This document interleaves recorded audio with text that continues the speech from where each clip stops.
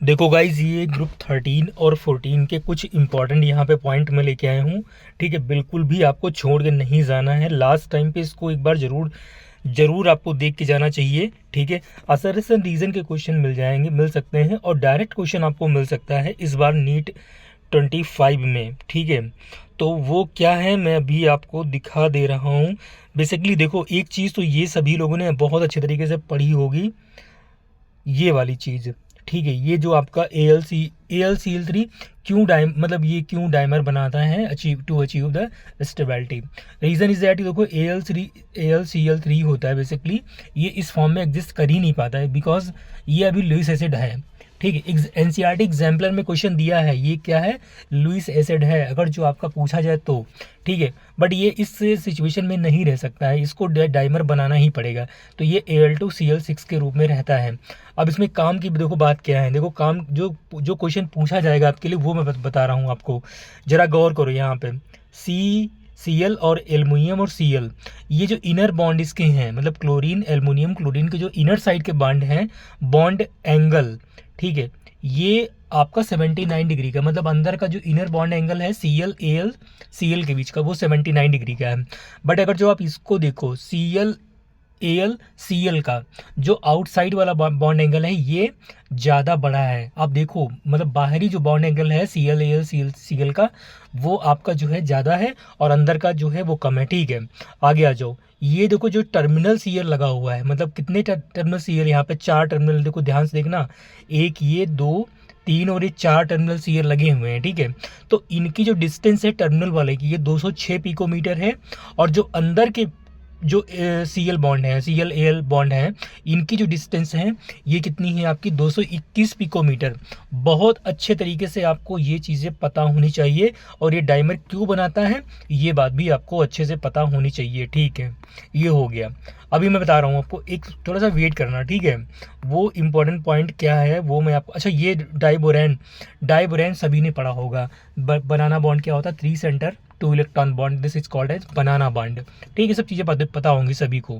कितने इसमें BH terminal होते हैं, कितने इसमें ब्रिज वाले होते हैं, ये सब एक बार जरूर आप देख के जाना, इम्पॉर्टेंट है।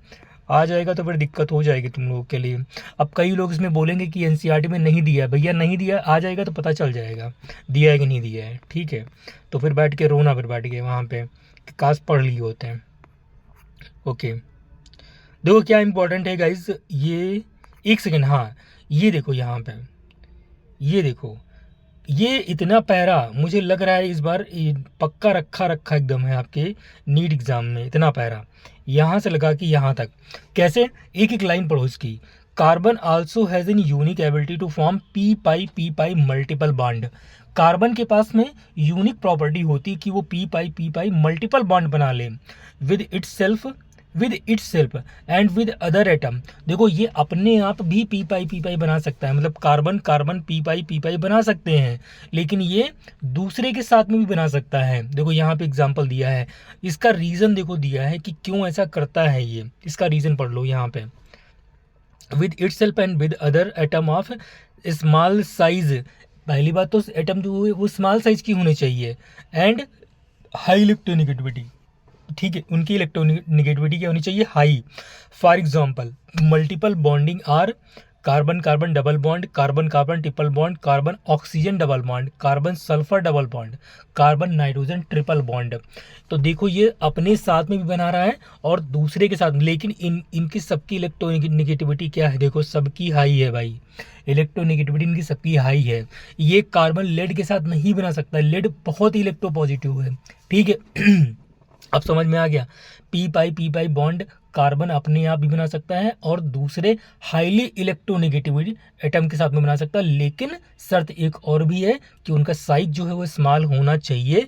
इंपॉर्टेंट है, असर्शन रीजन के लिए क्वेश्चन आ सकता है।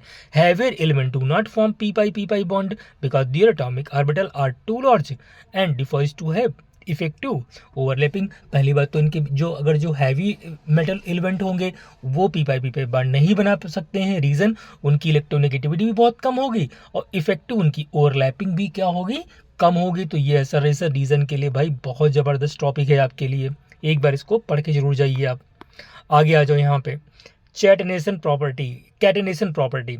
Carbon atom have tendency to link with one another through covalent bond to form chain and ring. Important है, कार्बन चेन भी बना सकता है, रिंग भी बना सकता है अपने साथ में जुड़ के, मतलब अपने ही कार्बन कार्बन बना के, ठीक है।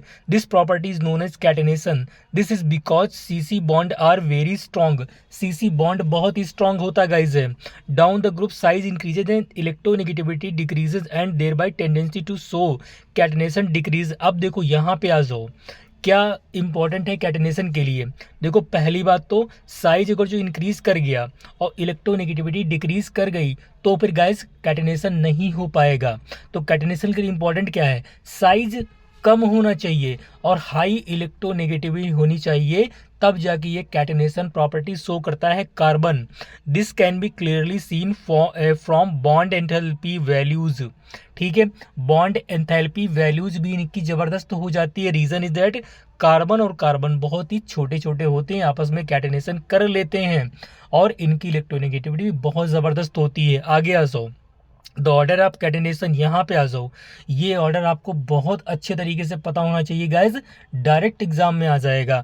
और ये लाइन देखो, lead does not show catenation. Lead तो कैटेनेशन कर ही नहीं सकता है, बहुत इंपॉर्टेंट है। ये देखो यहाँ पे बॉन्ड एंथैल्पी जबरदस्त, कार्बन कार्बन के बीच में, फिर सिलिकॉन सिलिकॉन के बीच में, फिर जर्मेनियम जर्मेनियम के बीच में, फिर टिन और टिन के बीच में।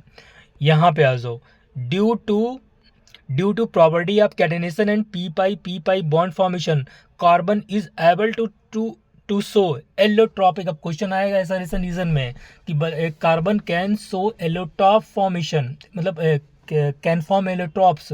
रीजन दिया होगा because of catenation and p pi bond formation.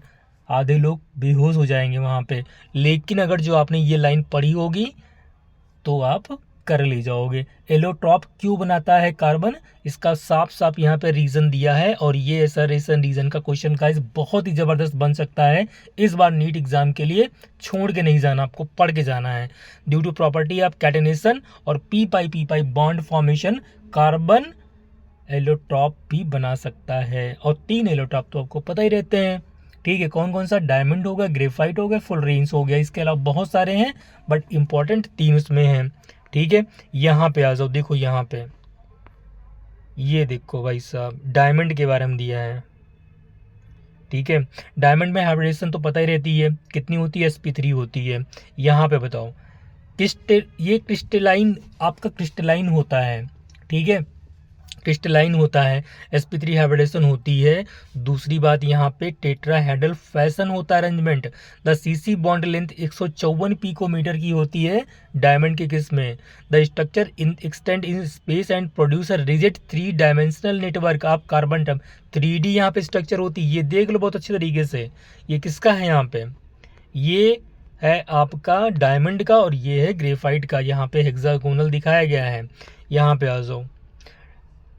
आ जाओ, डायरेक्शनल कोवैलेंट, अच्छा यहाँ पे आ जाओ, directional covalent bond are present through out.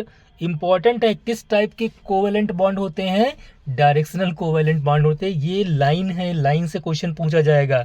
It is very difficult to break extended covalent bond and therefore diamond is hardest substance. अब देखो इनके जो डायरेक्शनल कोवैलेंट बॉन्ड होते हैं इनको तोड़ना आसान नहीं होता है। यही रीजन है कि डायमंड जो है ये hardest substance on the earth है, ठीक है। कठोरतम सब ये एलिमेंट होता है कहाँ का, अर्थ का। It is used as an abrasive for sharpening hard tool to in making dies and in manufacture of tungsten filament for electric light bulb. ये सब चीज़ें आप देख लेना। यहाँ पे जो मुझे इंपॉर्टेंट लगा वो मैंने आपको बता दिया।